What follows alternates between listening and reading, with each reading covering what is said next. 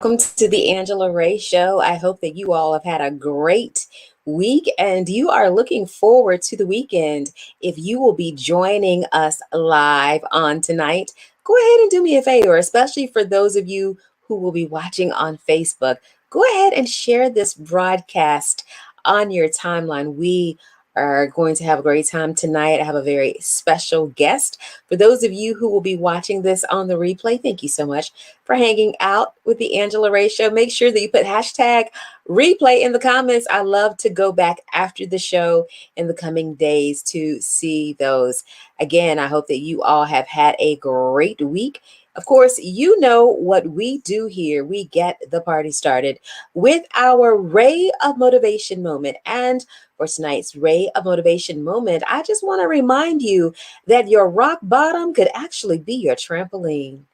Your rock bottom could actually be your trampoline. So often we may decide that, it's over, because of a failure, because we think that there are no more opportunities to get up to bat, no more opportunities to step up to the plate and make a home run. But sometimes when you find yourself at your very lowest, it's actually an opportunity to springboard, to jump and take it to the next level. Everyone experiences failure. Everyone. Not every pitcher can strike a batter out. Not every basketball player will actually score every time they catch the ball. And of course, we know that every quarterback will not always throw the ball to a wide receiver. Sometimes there are interceptions. Sometimes there are sacks, unfortunately. And we are getting back into football season and sports season right now. We are in the midst, getting ready to wind down Major League Baseball. But one of the things that I really like about sports, and I feel that I can really learn from, is every single time a person steps up to the plate or jumps on the high beam or even grabs that tennis racket, doesn't mean that they're going to score. It doesn't even mean that they're going to win the game. But it's not about winning the game. It's about the long haul.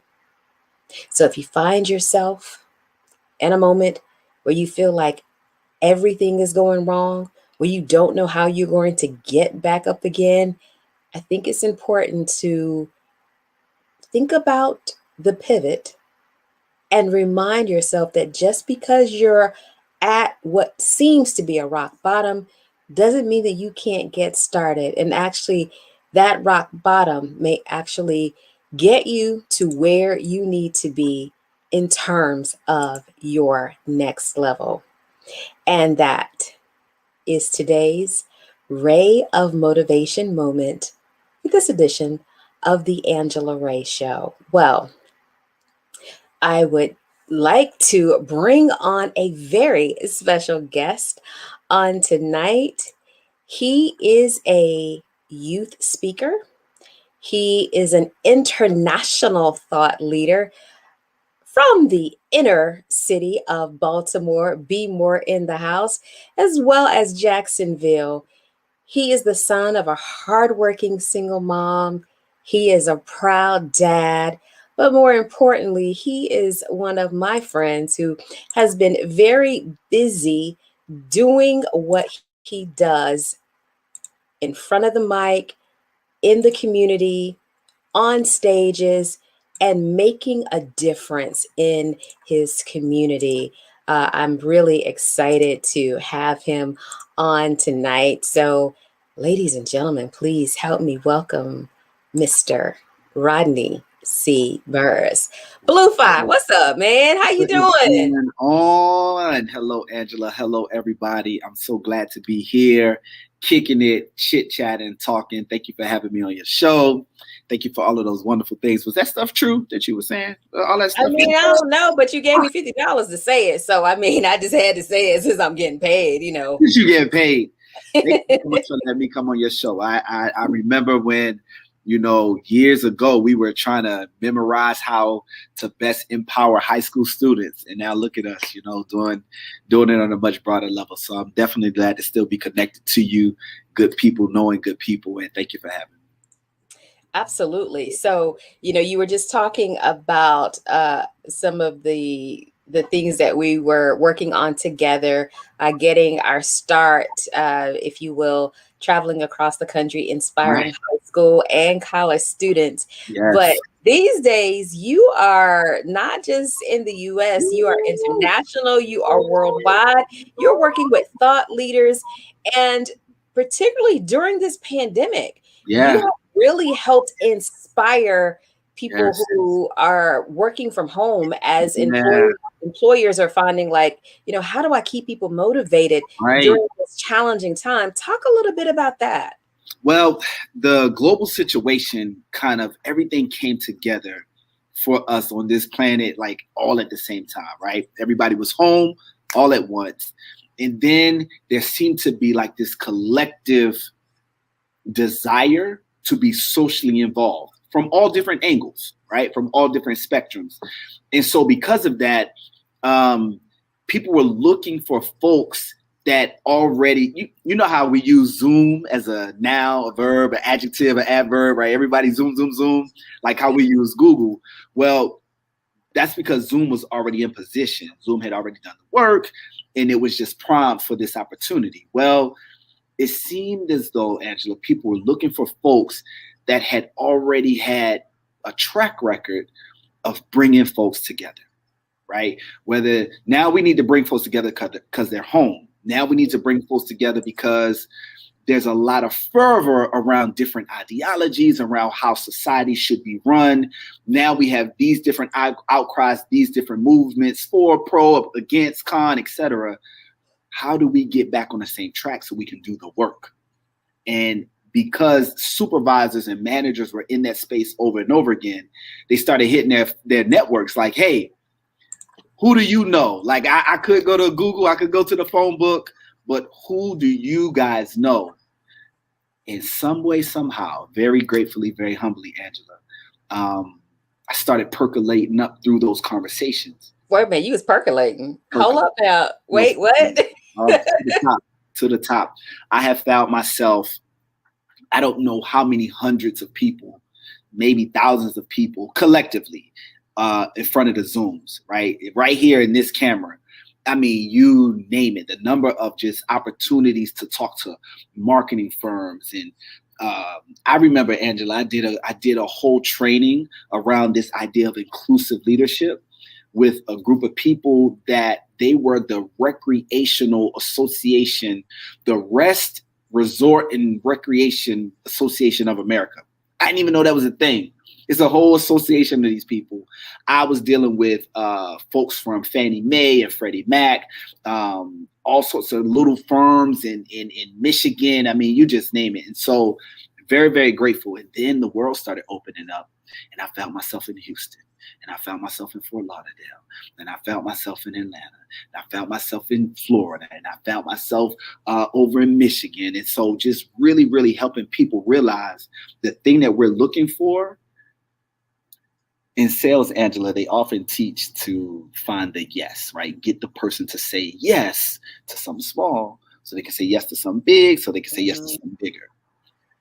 And that works until I read from your same playbook and I realize you just get me to say yes. And then it feels like that's page 7, boo. Like what you doing, right? Like that's chapter 13. Like what do you? And so instead of looking for the yes outside of ourselves, right? Instead of looking for how do I get you to do different and better, how do I become different and better? And then you become a reflection of where I am now. And that's inclusive leadership. And that's what I've been doing.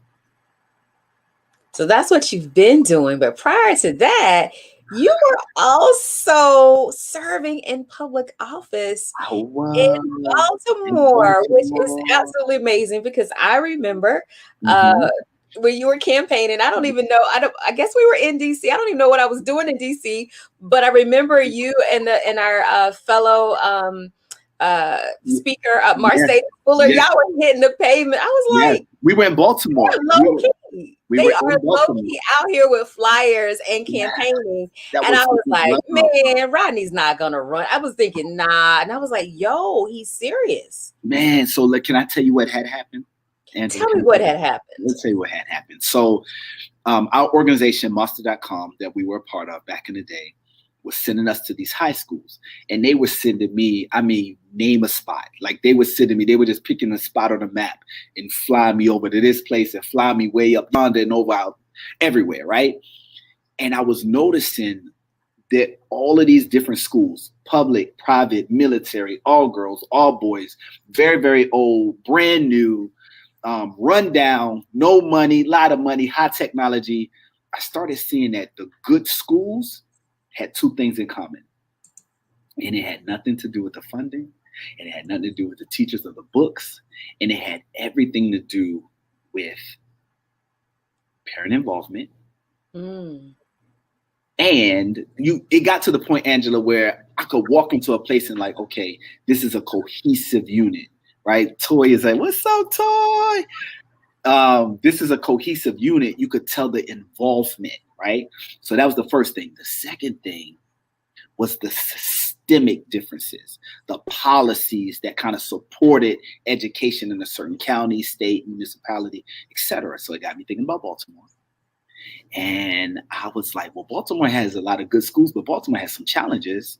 And if it's parent involvement in systemic issues, how do I add voice to that, add truth to that power? Started going to school board meetings, which I found myself in city council meetings. I found myself in the state legislative meetings. I found myself eventually, they was like, well, he has good ideas. Why don't you submit testimony? So now I'm submitting testimony here. I'm submitting testimony there, getting a little task force to do this and do that. And then I started hearing, you should just run for office. I was like, y'all not to get me caught up in being a politician, right? That was a dirty word to me. That was a 4-letter word, right? With a lot of letters. That was a long, right? I was like, I'm not doing that. I'll be here. I'll be a voice. I'm not going to be a politician. I was in our state's capital. One of the largest funding items in the state of Maryland is education, right? The education. And maybe that's true for other states. I don't know about every state. And so, Angela, I remember overhearing one of the school systems that get the most funding in the state is Baltimore City. Baltimore City is a large school system, a lot of schools, and they had legislation that passed years ago to give them even more to kind of catch them up due to kind of the ball being dropped before, right? Some years past. And I heard this guy say, we could really cover some of this budget shortfall if we took some of the money out of Baltimore City schools. They're not using it. I don't know. It didn't sound malicious when he said it. It didn't sound evil. It sounded differently informed. Mm. And so what I decided, Angela, is the whole idea behind being an advocate is being a voice for, speaking to, right? And so if he's differently, if the guy's evil, can't nobody do nothing about that, right? If he's just trying to be malicious, can't nobody do nothing about that. If he is just making decisions off of a particular information set, and perhaps he could make a different decision with other information, maybe people like me should be a voice for. I decided to run. From 2010 to 2014, I held a very low-level position in Baltimore. I was a state rep. I served on the 43rd legislative district on the Central Committee, and I just put truth to power as much as I could. Mm. So humble, so humble. You have a question from one of our very loyal viewers, Edwin, who says, I love the title of your book, Get Off the Cycle and Run. The pandemic broke or disrupted the cycle for all of us. How do we get up and learn how to run again? So, first of all, what's going on, Edwin? It's good to see you. Good to talk to you. So the reason why the book is not just get off the cycle, like break a bad habit, but why it has get off the cycle and run. Running is intentionality, right? Running is like, if me and you, if we were having this same conversation over tea and crumpets, sitting outside on the Wait, not crumpets. Wait a minute. What? Crumpets. crumpets. You learned that when you were in office, didn't you? Tea and crumpets. That's that politician rubbing off. So if you and I were having this conversation, we were outside, right? And somebody got up next to us. And when I say, Angela, that they took off running, if somebody came from down the street, not just walking, not just moving fast, I mean hauling, like gone. Me and you about to do a whole bunch of talking to figure out what, like, are they all right? We like get your stuff. Hey, wait, I'ma look, you looking. People around us already done started moving. Like, come with me, Angela. We'll figure this out in a second. Get your purse. Because running shows intentionality. A person that's running is either trying to get to or away from something. It's very different than walking. So when we fall off, when we break habits, if we just meander, if we just mosey, right? If we just kind of walk, the ability to go back to what we just left, same relationship, same group of folks. I'm back over their house. I'm right at this same job again. I'm once again, we really haven't made any movement. If we move with intentionality, Toy says she already gone. If we move with purpose, if we move with intention, the outcome of us getting to a different place in life, in our relationships, in what we're trying to do is much better. Maybe not perfect, but it's a better chance we'll end up somewhere different and better if we move with intention and purpose than if we just walk, right? And so that's the whole idea of getting up and running. And so to Edwin's point, how do we do that? Well, it goes back to connecting with purpose. So what you guys don't know is when Angela and I were so much younger, this was years ago, when Angela was, she only 22. So this couldn't be but 2 years ago. Right, exactly. Right. So 2 years ago, right, when she was fresh out of high school, we used to talk to students about the big three as it relates to a career, right? And I used to connect career to the idea of purpose. This is why I used to get in trouble, Angela, because nowhere in the write-up did they tell Rodney to connect career and purpose. They ain't never say that, right? But I was doing it, right? So I was telling people that yes, you want to have a career, but if the career is something that you love to do, something that you're good at doing, right? And it fits within the trends of the future market or whatever that third one was, you're moving in your purpose. You're moving in your flow. You're moving in what you're supposed to. It gives you life. And so that's how I tied it in for my audiences, right? When I was going to these different places. And so Edwin and to everybody else that's talking about it, like, how do I run now? Well, I got to reconnect to those things that give me life. Like, what is it? Like, where do I just zone out? And time goes by and I'm feeling good. Is that working with kids? Is that spending time by myself? What am I doing when I'm by myself? Am I thinking, writing, drawing? Am I painting, creating? Am I working on taxes? Right? There's some people that love things that we could never do. My son loves getting under the hood of the car. He loves washing my car. I'm like, what do you do? Go wash it. Go wash it. I'm not going out there. We're going to go right to the car wash. If it's up to me, he just hits this different place. My dad does it when he does construction work. And so, and I'm using physical things to talk about purpose. How do we get up and find it? It takes kind of doing some self-work, some homework, right? Where am I? Where do I reside? How do I reconnect to that? And grab that and move towards it with intentionality and purpose. That's the idea about running. So we got to run with it. We got to run with it. We got to run with it. I love these questions and these folks popping in. I wish that one of these days, Angela, we're going to get to do this live studio audience. We're going to be on the set. Well, I appreciate you speaking that over the Angela Ray Show and into my life. I definitely received that. So that is one of your books, but you also have another book. Talk a little bit about that book. Yes. So that book is the 5, right? It's the 5 fast features for fixing firms. Very alliterative, right? That came out of the poet in you.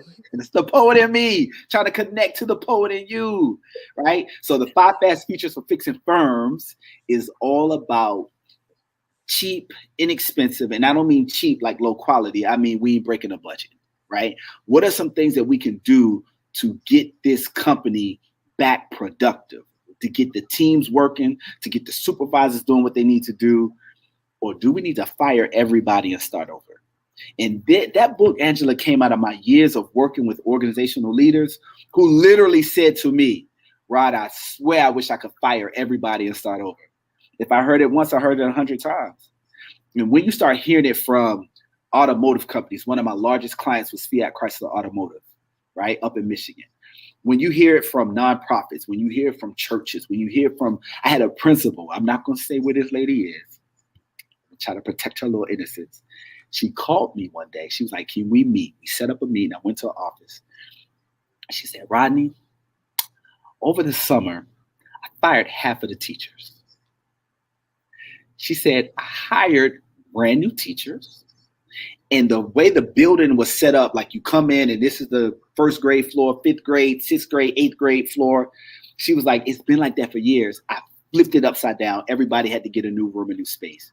She said, nobody's happy. Nobody's in line with the vision. They're not getting it. Can you fix it? What you gonna do? First of all, right? So we kept talking. I asked some questions. I asked if I could take out my notepad and take some notes. So I started jotting some stuff down. And a lot of my experience in those type of situations, working with the Chryslers of the world, working with nonprofits, I had another organization, Angela. They were out in Iowa. They were a fatherhood organization trying to get fathers jobs. They was running an after-school program for the kids. They had a clothing giveaway for the children. They did free lunch for the men. And they was like, why are we losing our funding? And I was like, y'all are doing great work. But not one of your initiatives are directly tied to the number of men you're getting employed. So all of those kind of lessons, right? But it wasn't that I was so smart. It's kind of like looking in a living room from outside of the house. Like I can see the whole room. I can see a part of the dining room. So it wasn't that I was so smart. I just had the benefit of perspective and taking all of those learnings and compiling them into the book is how I came up with the 5 fast features for fixing firms. The same industry leaders were saying the same things, and this is what worked and this is what didn't work. I just boiled it down for us and put it in a real quick, easy read. And it's been one of my tools to kind of help organizations do what we do. That is awesome. Edwin has a follow-up question. Our President Obama turned 60 today. Happy birthday, Mr. President, by the way. # Leo season. Questions for the host and the guest. Oh, you got a question for me as well. When you turn 60, where do you hope to be and what do you hope to have accomplished? I'm going to let you go first since you're my guest. Well, I'm gonna be 60 in 2 years. Okay. No, joking. I'm not close to 60. So I have so many different, to quote the American philosopher, humanitarian Diddy, I believe in can't stop, won't stop. I don't believe in getting old. I have this why not? Like, what? Why? It's how I feel about life, right? And so I have initiatives that I have been knocking out. I am on my way to Ghana. I'm going to help set up different schools around. I just want to empower us to become, and I'm going to use this phrase again, Angela, different and better. Excuse me. That phrase comes from an inside joke. Because when you said use this phrase again, I was like, what? I was like, are you kidding me? I have not heard that in a while. But go ahead. Better. I've been saying it ever since. So what? Excuse me. What Angela's talking about is we ran this program, and that was one of the key phrases within the program where we taught high school students that when you get involved in an organization or opportunity, one of the things you should do is strive to make it different and better. I believe that for myself, Edwin. Right, and so. Being 60, first of all, I plan to be a silver fox. I plan to be in shape. You're going to be a zaddy? You're going to be a zaddy? Is that what you're going to be? Oh, Lord. I only got 2 more years. No, I'm not close to it. But I plan to be in shape. I plan to be bright and healthy. And I plan to make the same type of impact that I'm making now on a much broader scale. Angela, I've been moving into embracing our diaspora in a way that I hadn't done before. I think part of it for me was going to Johannesburg and experiencing the metropolis of Johannesburg, not just a city, not nowhere near a Mhm, township, mhm. millions of people, huge skyscrapers, highways snaking all the way through, big billboards, huge immaculate malls and casinos and neighborhoods that look better than mine in Johannesburg. And everybody around there looked like Rodney and Angela. That was different for me, right? Going to different places in the Caribbean, that's different for me. On my way to Ghana. And so I want to just continue to empower. Not to say that Johannesburg didn't have problems, so does Detroit, so does Baltimore, so does New York, right? But I really want to do my part. So that's what I plan to be doing, just on a much bigger scale by the time I get 60. Angela got about like 50 more years before she turns 60. Angela, what you gonna do?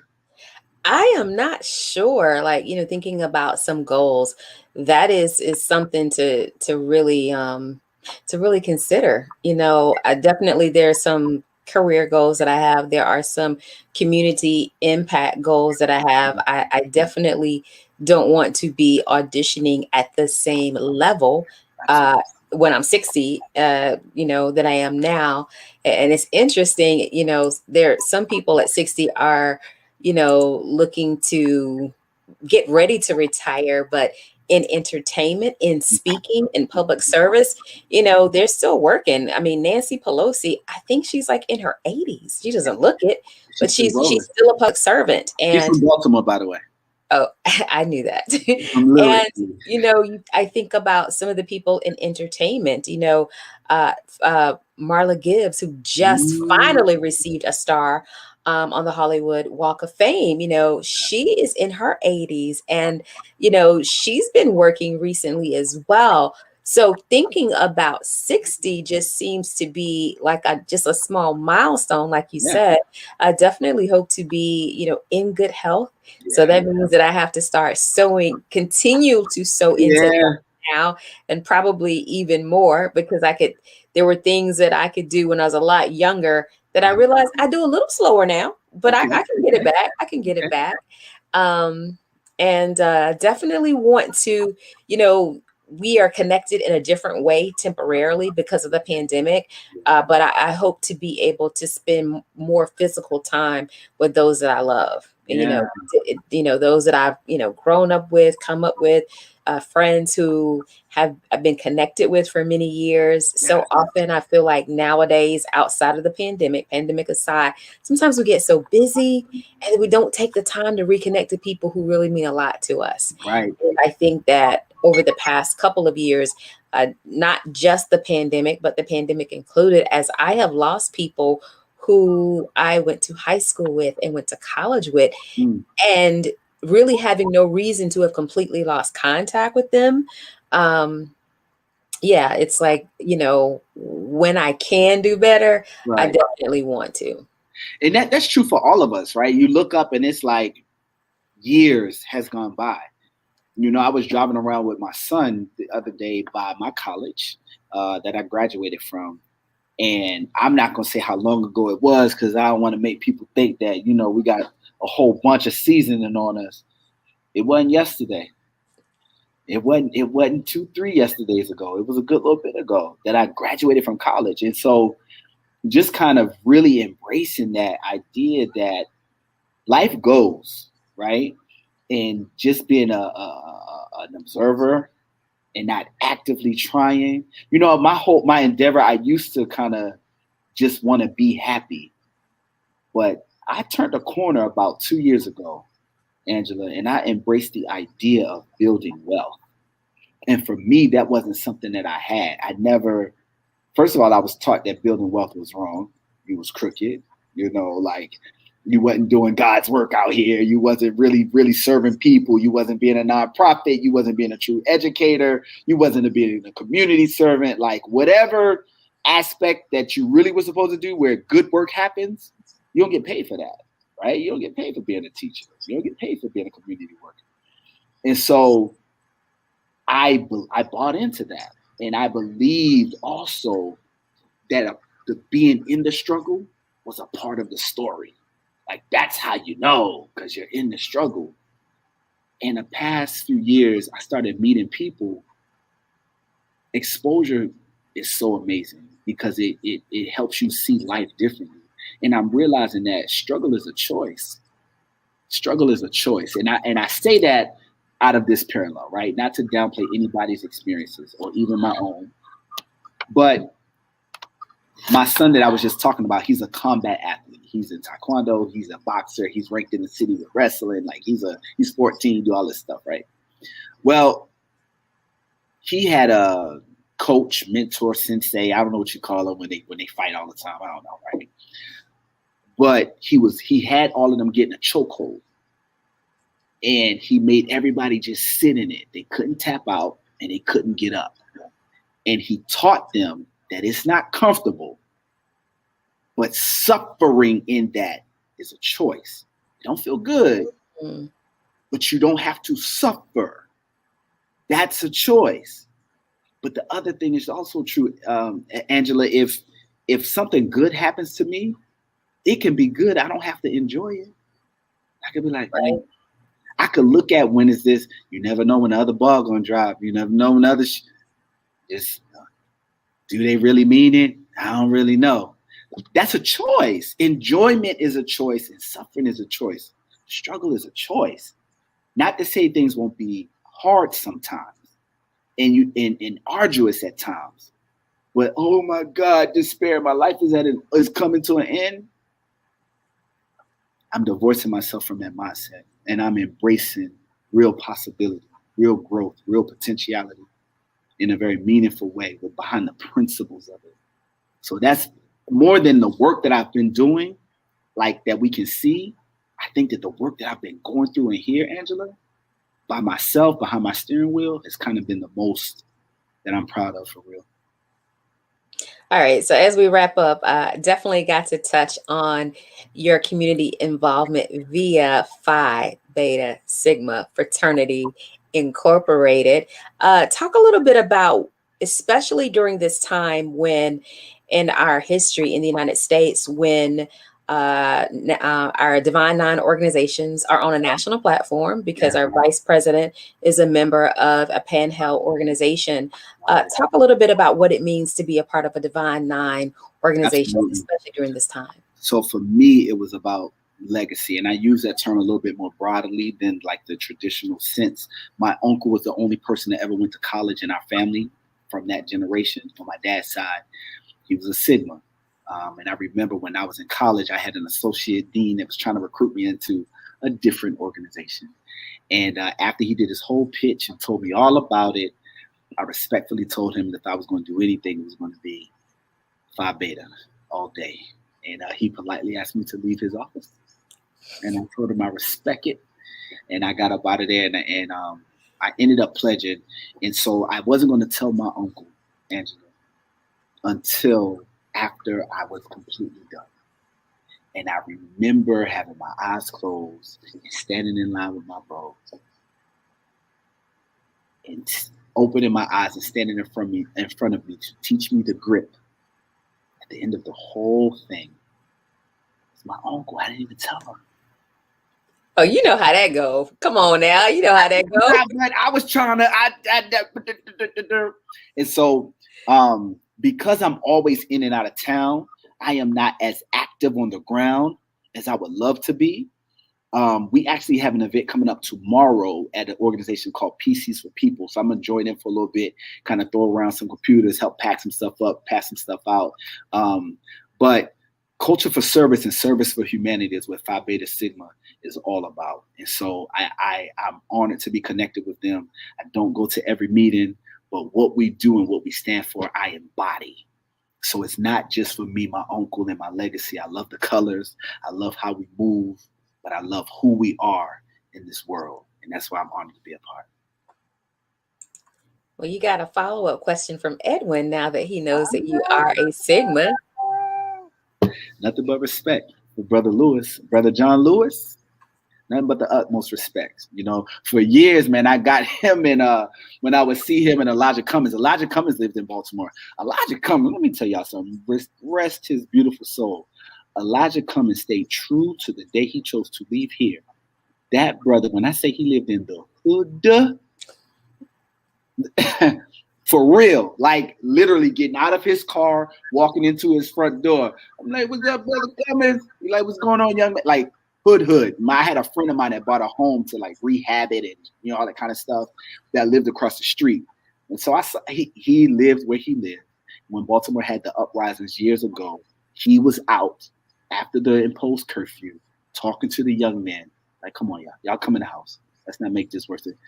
He was who he was. John Lewis was cut from that same cloth. It's an honor to be connected to both of those men in their own ways, man. Very honored. Well, on that note, such a positive note, and I never got an opportunity to meet Mr. Cummings, but I had an opportunity to meet John Lewis on several occasions. And when I say the most humble, like I just his humility was just amazing, considering what he had been through. Not Yeah, just what he'd been through, but the icon that he was. You would never get that because of his humility. Like I said, met him on several times, and probably the most momentous occasion that we shared together was the centennial torch stop in Atlanta for Delta Sigma Theta's 100th anniversary. He was on program. So I had met him before that, but for him to be on the stage and for me to get to share that same stage was very memorable. I will carry that one for many years to come. absolutely. Well, Rodney, thank you so much for taking time out of your busy schedule on getting ready to prepare to leave the US and travel to Ghana to Yes, do what you do internationally. If yes, you would like to connect with Rodney, his Instagram is scrolling at the bottom that's of the right. screen. Make That's right. sure that you reach out. And we'll have to do this again. You know, I it's would so love to. interesting. Your the picture that's on the flyer, it really reminded me of like a singer. I was like, huh, I wonder if people are gonna think that I that I have an R&B singer on. Everybody would log off. If I started crooning, you would see they would just start logging off. Like delete. They would, yeah. So So no we won't singing. ask you to do that. We won't ask Yeah, you to no, do no that. singing. I, Yeah, I do drink lemon and water, warm water to keep the vocals, but that's just I talk a lot for a living. That's all. right. Well, again, Rodney, thank you so much for hanging out tonight. Like I said, safe travels to Ghana, and I look forward to connecting with you again soon. Thank you, Angela. Have a good night. Alrighty. Well, that is it for the Angela Ray Show. As always, I would like to remind you all of Ray of Motivation number 54. Cleaning a mirror does not change the person who is reflected in it. Until next time, I